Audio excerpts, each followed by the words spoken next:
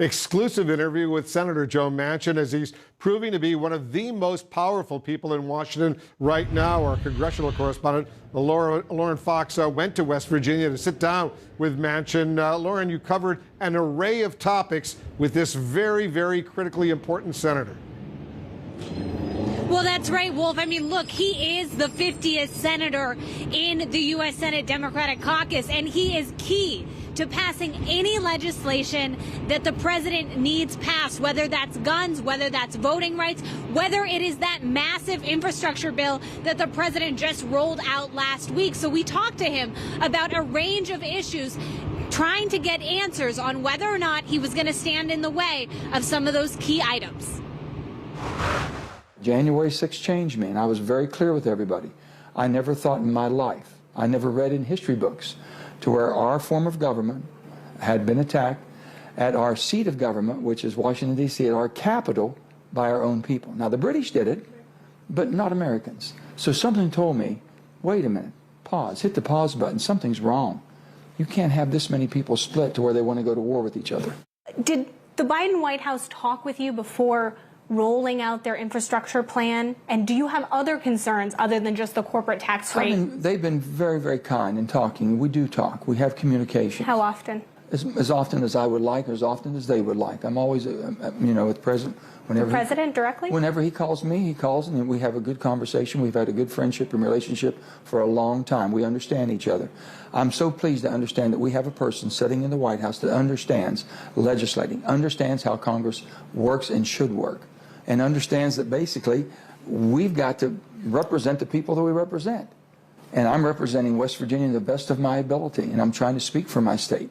I know that the vice president had, done some interviews in your state of West Virginia, trying to put some pressure on you for the COVID relief bill. I'm not really sure of that. And here's, things were moving very fast. They're just coming into it. Kamala and I have been friends, okay? We sat together and had a great relationship as far as an intel, and we still do. The vice president and president is and always will be invited, no matter who they may be, to the state of West Virginia, and I'll be there to meet them.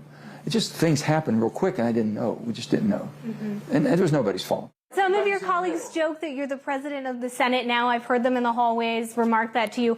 Do you like this role? How does it feel? Let me tell you about it, and I've said this before, and I'll say it again. I've watched people that had power and abused it. I've watched people that sought power and destroyed themselves. And I've watched people that had a moment of time to make a difference and change things and used it. I would like to be that third. I know that Schumer has made the effort to say that once you guys get back, you're going to bring up a background checks bill. Have there been any changes to Murphy's background check bill? Do you think that you could back it? Chris Murphy is great to work with. He's a good person and a good friend. And Chris Murphy is more than willing to sit down and work in a compromising fashion to make something pass. It is long time for us to finally have background checks, especially commercial transactions. We don't know. I've been taught a long time ago as a little kid back in Farmington, that you don't sell your guns to strangers. You don't loan your guns to strangers. You don't do anything. It was to protect them. We protected that and learned the safety precautions we take. Now, all of a sudden, they throw all caution to the wind. Well, if you go to a gun show and there's a person selling guns at a gun show, does not have to have background checks because the law allows them to be there. That shouldn't happen. Internet sells. What the president did, I supported President Donald Trump when he did stop the bump stocks, okay? He did that with executive order.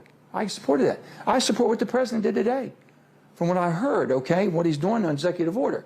Now, there's an awful lot of the things he talked about, but the executive order says ghost guns should not be allowed to be legally made or sold or used. It's illegal because they're making them all for printers and you can't detect them. But you still can't support the House-passed background check Not the way bill. the House bill is, but there, that's negotiations. Have there been any negotiations over this recess? We haven't gotten the bill yet. No, we haven't. Okay. And I'm happy to work with them. I'm sit down, and I think that we call it common gun sense.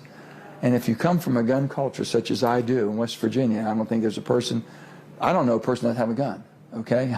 It's different background. I'm anxious to work with them and try to do something in a most constructive way. The president also nominated a new director for the ATF. today. And David Chipman is someone who has worked with advocates to try to end gun violence around the country. Exactly. I understand he's a very good person. I don't know. Would you back him? Everything I know, he is well qualified, and I have no reason why I would not, but I don't know enough yet. He's just been nominated today. We'll look into that and go through the process. But I've always been very differential about the president putting his team together. This has, of course, always been a nominee that has been controversial and has sometimes gotten stuck in the U.S. Senate, but it doesn't sound like you would try to block him at this point. He's really qualified. He worked at the ATF for 20-some years, I understand, so he knows it inside and out. Would you be willing to pass the For the People's Act by killing the filibuster? Would you be willing to carve out an exception on that bill? Never, I've been very, very clear. I think if you read my op-ed, it was very clear.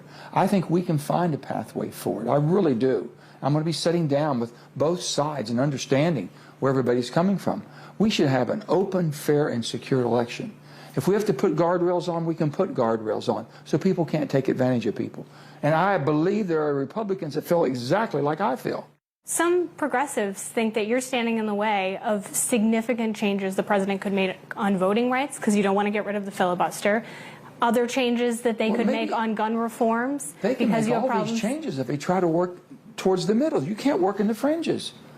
You just cannot work in the fringes. We want fair, open, secured elections.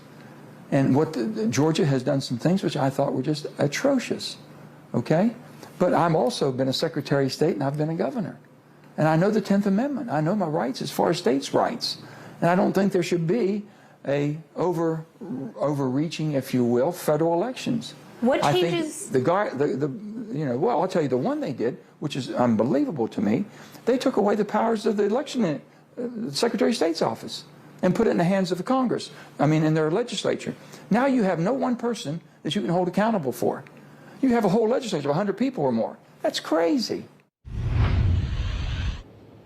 And of course, Wolf, he said that when he gets back to Washington, he's going to sit down and have a conversation with Senator Raphael Warnock. Of course, he's a senator from the state of Georgia who has been trying to argue to the leadership that what they need to do is make a special carve out for the filibuster so that they can pass that voting reform bill through the U.S. Senate. I think it's very significant that Manchin's saying not only that he's going to have conversations with Republicans on infrastructure, but that he recognizes he needs to have some of those conversations with people within his own party, because a lot of people on the outside, a lot of progressives view him as someone who's standing in the way of what President Biden could do. What do you make of those comments from Senator Manchin, Gloria? Well, in a way, he's not changing his mind. He's been saying, I'm against changing the filibuster. I'm against it. I'm not going to kill it.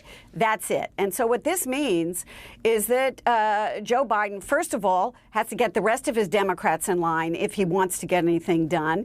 And he's got to look for 10 Republicans on a lot of things. And so the larger things he might want to do, the DREAM Act, for example, voting rights, of course, is another example you were just talking about, minimum wage, a large infrastructure package. All of these things really hang in the balance. And the problem, Wolf, in the Congress right now is that the political rewards come from fighting and not from finding common ground.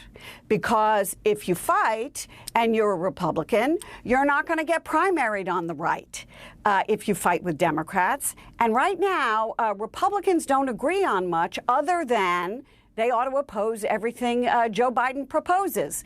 So maybe Manchin can find what he's looking for, but it's going to be very, very difficult. And we can all hope he has a great conversation with Senator Warnock and see what they can do about voting rights. But it's a difficult situation for the new president. So does this spell some really, really serious trouble for President Biden's agenda? Does he need maybe even to start to rethink his strategy?